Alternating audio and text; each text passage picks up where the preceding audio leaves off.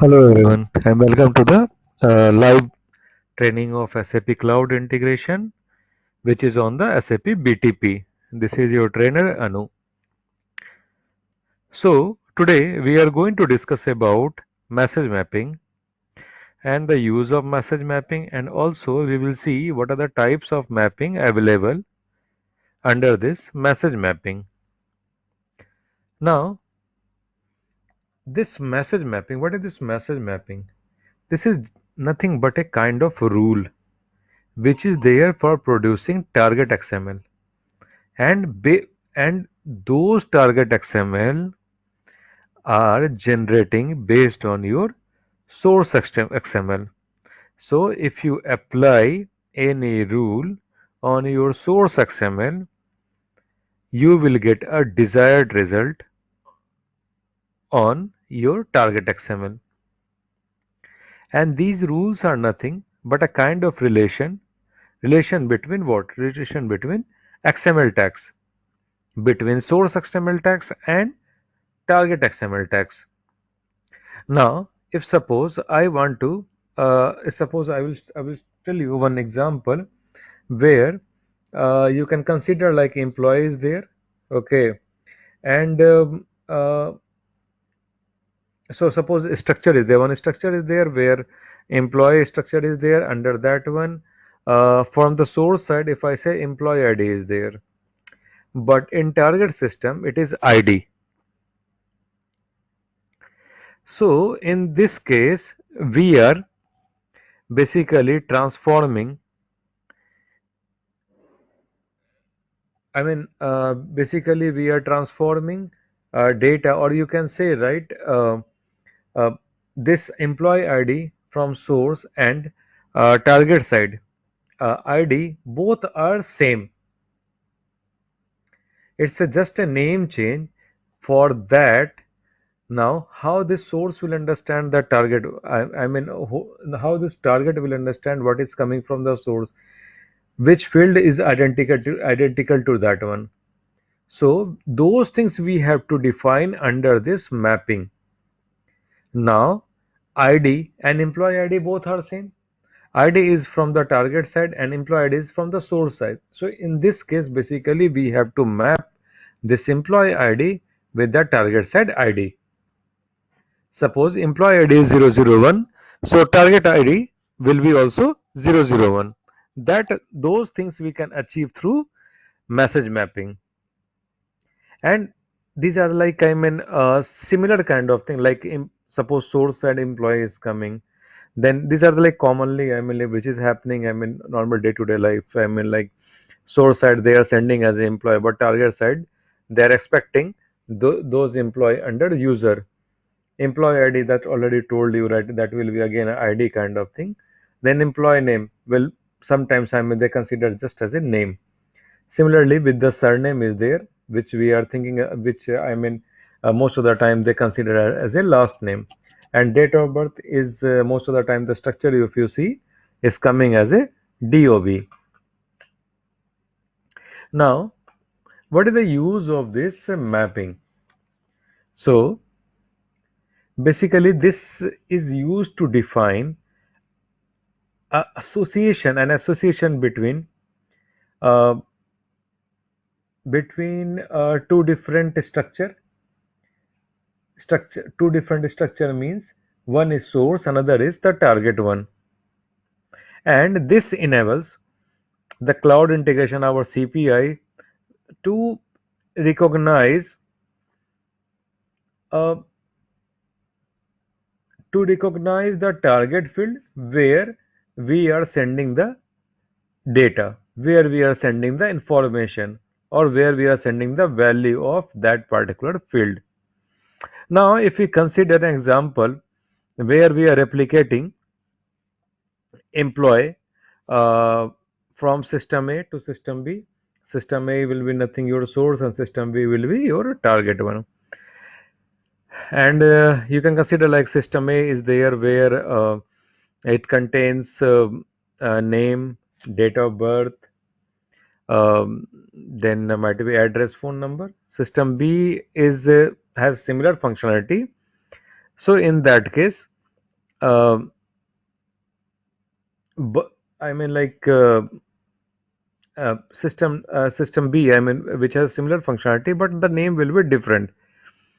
So, like in system A, I mean, employee date of birth is stored as a DOB. In system B, which is your target system. So, now what is happening? These things like this for this purpose, like what, where, from where to where this data is going. From, suppose you want that, as we are aware that system B, this birthday is same as a DOB, date of birth and birthday both are same. Now we have to transfer, or we have to send system A details, system A DOB details to system B in birthday field. So in that case, we are using this mapping. And in such scenarios, you need an artifact that can define what is the equivalent fields that are in your system A and system B respectively. And this message mapping basically can help you uh, to achieve these things. And this message mapping is nothing, a kind of graphical editor also. We are telling it's a graphical mapping also, because here you can see graphical editor actually. And here you can basically or define a table, or you can say or you can do a mapping. And uh, and I mean like where identical fields, basically we are mapping the identical fields, like DOB is birth, employee ID is ID. So like that we can do it.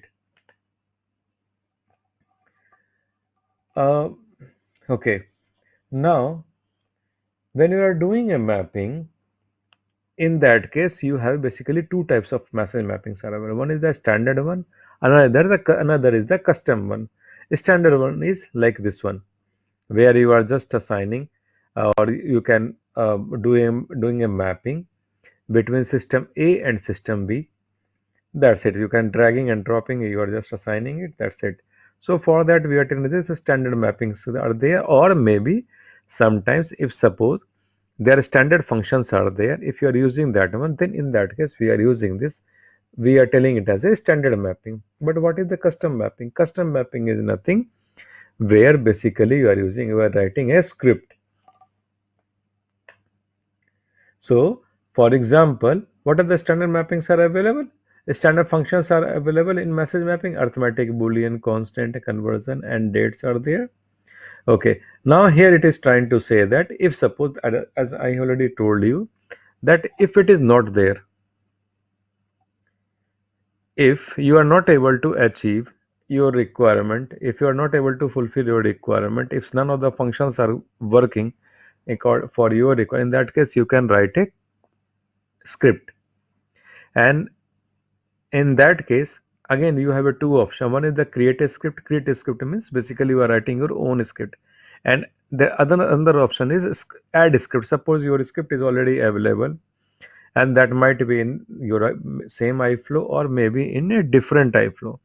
Then in that case basically you are assigning, or you are adding that script in your mapping. So such type of things, I mean, you can do it. Now you can test a message mapping basically in two ways. One is like through the simulation, and another is like a display queue. So now I will show you. uh, Suppose here you can see, right, this is your mapping. Okay, this is your source and this is your target. Now this is your employee. The, I mean like identical field of this system A,